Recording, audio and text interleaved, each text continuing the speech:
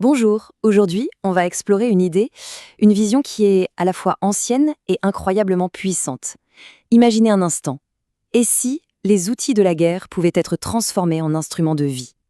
C'est ça, le cœur d'une vision ancienne, un rêve de paix radicale qui a traversé les siècles. Au cœur de ce rêve, on trouve l'une des prophéties les plus célèbres jamais écrites. Elle vient du prophète Isaïe, une figure majeure des écritures hébraïques. Et l'image qu'il dépeint est absolument saisissante. Un monde qui n'est pas juste en paix, non, un monde qui est entièrement transformé, dans sa nature même. Parce que oui, le cœur de cette vision, ça va bien au-delà de simplement mettre fin au conflit. On parle ici d'une transformation radicale de l'humanité, d'un changement fondamental dans la manière dont les nations interagissent. Isaïe imagine une sorte de grande migration, des peuples de toutes les nations qui se dirigent volontairement vers un seul et même point de convergence. Alors la question c'est pourquoi? Et la réponse est à la fois simple et profonde, pour apprendre, pour recevoir un enseignement capable de tout changer. Et là, on a la métaphore centrale qui est juste brillante. Les outils même du conflit sont reforgés. Ils deviennent des instruments de création, des outils pour nourrir. Les épées deviennent des socs de charrue, les lances deviennent des fossiles. En gros, la guerre est littéralement transformée en agriculture. Ce qui est vraiment fascinant, c'est le but de ce grand rassemblement. Il ne s'agit pas de rituel ou de sacrifice, non. Il s'agit d'éducation et de justice. Les nations viennent pour écouter une parole, pour apprendre une loi nouvelle qui soit capable de mettre fin à toutes leurs querelles. Mais attention, cette grande vision n'est pas une utopie qui flotte dans les airs.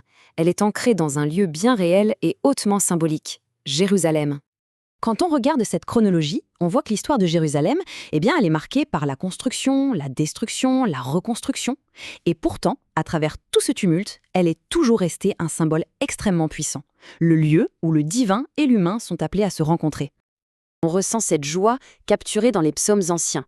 C'est le sentiment des pèlerins qui arrivent au centre symbolique de leur monde.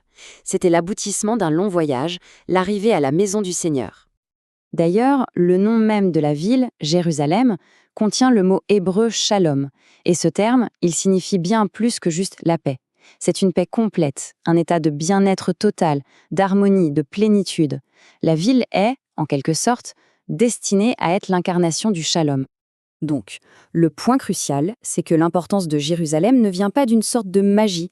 Elle vient de son idéal, être une ville où la paix et la justice règnent, où les gens s'efforcent de vivre comme Dieu le souhaite. Mais ce rêve de paix et de justice, ce n'est pas juste un espoir lointain. Des siècles plus tard, d'autres textes, comme ceux du Nouveau Testament, vont insister sur le fait que cette vision a une exigence urgente, pour ici et maintenant. L'apôtre Paul, l'une des figures fondatrices du christianisme, lance un avertissement contre ce qu'il appelle la somnolence spirituelle. L'histoire avance, dit-il, le salut est plus proche que jamais, bref, ce n'est plus le moment de dormir. Et il présente ça comme un processus très clair en 2 étapes. C'est presque un rituel. D'abord, on se défait des comportements destructeurs, les œuvres des ténèbres, et ensuite, on revêt activement les armes de la lumière, c'est-à-dire qu'on adopte un nouveau mode de vie. Cette même urgence, on la retrouve dans les évangiles. Et pour bien faire passer le message, ils utilisent une analogie qui est pour le moins surprenante. La comparaison avec un voleur, ce n'est pas pour faire peur, c'est pour souligner le danger de la complaisance. Ça met en évidence le besoin d'une vigilance constante, parce que le moment décisif arrivera quand on s'y attendra le moins. L'image qui est donnée, c'est celle du temps de Noé. Les gens étaient complètement absorbés par leur quotidien. Manger, boire, se marier. La vie normale, quoi.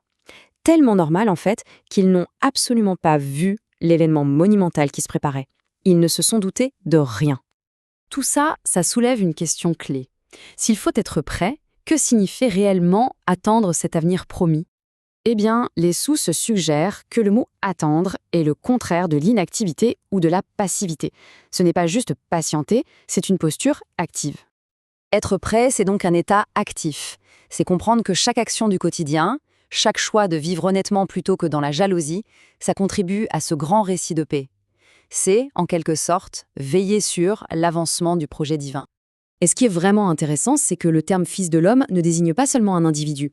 Dans le livre de Daniel, d'où il est tiré, il représente un être collectif, le peuple de Dieu. Quand Jésus utilise ce titre, il parle de lui-même comme étant le porteur du destin de toute l'humanité. Le point crucial donc, c'est celui-ci. Cette attente n'est pas passive, elle est créative. Il ne s'agit pas de patienter jusqu'à la fin des temps, mais de participer ici et maintenant à la naissance de ce monde nouveau envisagé par les prophètes. Et tout ça, ça nous laisse avec une dernière pensée, qui transforme cette vision ancienne en une question pour aujourd'hui. Si l'on se réveille de ce sommeil et qu'on choisit de revêtir la lumière, quelle part de ce monde de paix peut-on commencer à construire dès maintenant ?